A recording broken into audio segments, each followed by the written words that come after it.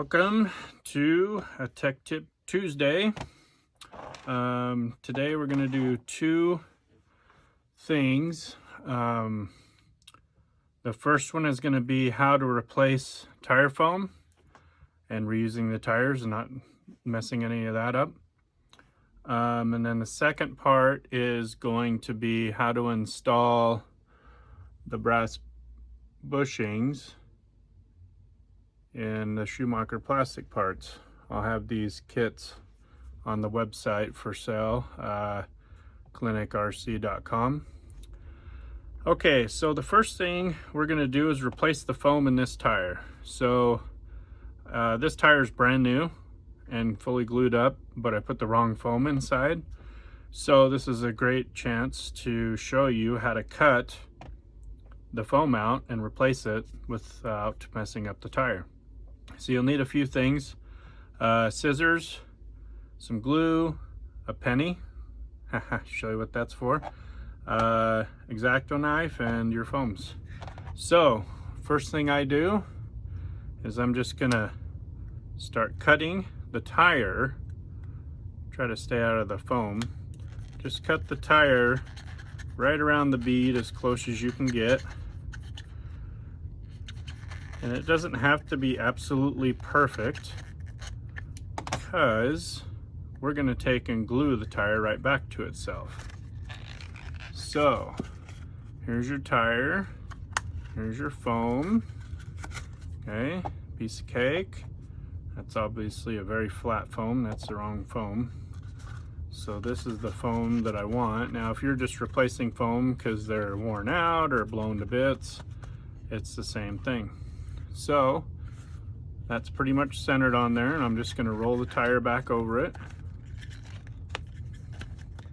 Piece of cake. Okay, kind of get the tire and the foam centered a little bit, best you can. Okay, now see where we cut is right there, ready to go back together. We're going to glue that tire back to itself. And you might be freaking out a little bit thinking, oh, this glue's not going to hold, it's going to come apart. Don't worry about it, because for, I don't even know, 20 years, we made our own four-wheel fronts out of rear tires. So the procedure that we would make tires is we would cut a section of tread out of the middle section and then glue those two pieces of tire together to make four-wheel tires back in the day. Believe it or not, there was only a couple of different tread designs for the front of your four-wheel drive buggy. So if you wanted to run the same rear tread pattern on the front, most of the time you had to make them. So this is pretty common practice here years ago. So what I'm going to do is I'm going to put some glue on this penny. Okay, the reason we use a penny is because hell, it's only going to cost you 1 cent, and the glue won't set up on there. Okay, so what I'm going to do is I'm going to dip my knife in that glue and see how there's a bead on the side of the knife there. So I'm just going to go in here and just dab a little on that section that we cut apart and carefully push it together. For a second, it sticks together there, nice. And then we're going to stick the knife down in that groove, blow on it just a little bit, get it to cure up there.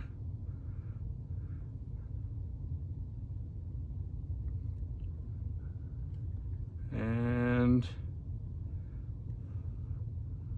just keep going around just like that. You don't want to press too hard, because then you're going to fold the tire. You just want to push them together and let it set up. By the time you work all the way around, these sections will be fully cured, and then you can come through and give them a pull and see if there's any gaps in there, and then you'll want to fill the gaps with glue, clean it up a little bit, make it look nice. But you're just doing about probably 10 millimeters at a time or so, and you're working your way around that tire. So if I show you this tire pressed together, other than the little bit of glue that comes out, you would never even be able to tell that that tire's been cut off. It'll go right back to its mating piece of rubber there. So you can just continue to go around, and then I give it a good few minutes, let it sit and set up, and then I'll come through and I'll start pulling it like this and check for gaps, and then I'll just put little dabs of glue in there just to get those gaps all 100% glued all the way around. That tire won't come apart. You won't have a problem. Now I do make sure that I always just cut the inside. I don't cut the outside, because the outside is actually under quite a bit of load with the car cornering, where the inside's not. So that's a piece of cake. Cut, replace your foams. We do this at the track. We would make tires at the track, etc. It doesn't take very long. Don't be scared. This will come right through there, and you'll be able to glue that up real nice. Okay, so the second part of this video is these little bushings that we're doing for the Schumacher stuff. Now I don't know if there's other cars out there. There probably is, with the same pin diameter. These particular bushings work and fit really well with a 2.4 millimeter pin. Okay, they fit really well, and this is a good way to take some slop out of your car. So if your pins are wore out and your camber and stuff's going to change, you'll notice that when you're doing your setup on your pit boards and stuff. But these fit real nice. You can tell they're super free. There's about 0.02 millimeters of clearance, which is pretty dang good. It's a nice little clearance for a little bit of grease or something. Make sure that you do use just a little bit of grease, little light grease. Doesn't have to be anything specific, just a little something in, just to keep it from galling up in there. So here's what the procedure is going to be on inserting this bushing into the steering arm. So there's two different lengths. The steering arm will be the shorter length, and the hub is a longer length. So there'll be two different kits. It will come with this drill bit. Okay, this is the perfect size to press these in. So what I'm going to do is I'm just going to go ahead and just very slowly, easily drill through there. Okay, and then I'm going to take this bushing, so that's going to have a nice little press fit, and this is going to be super easy. We're just going to push that in there, get it started, and it's almost all the way in. Just give it a push.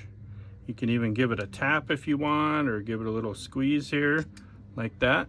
Okay, I just want to make sure that I don't mess up that end of that thing right there and create a big burr on there.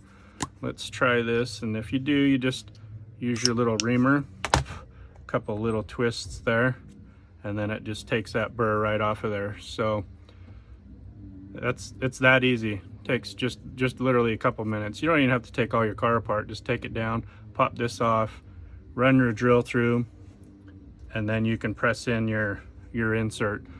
And be sure to use just a little dab of grease on there, put the pin in, work it around. These will last a really, really long time. So we've done this, I've done this for quite a few years. It just adds a little bit more precision to the plastic parts and tightens them up a little bit, and they last super long. So that's pretty much it right there in a nutshell, how to put the inserts in. So piece of cake. All right, we'll catch you next time. Stay safe, have fun racing, and we'll get you next time.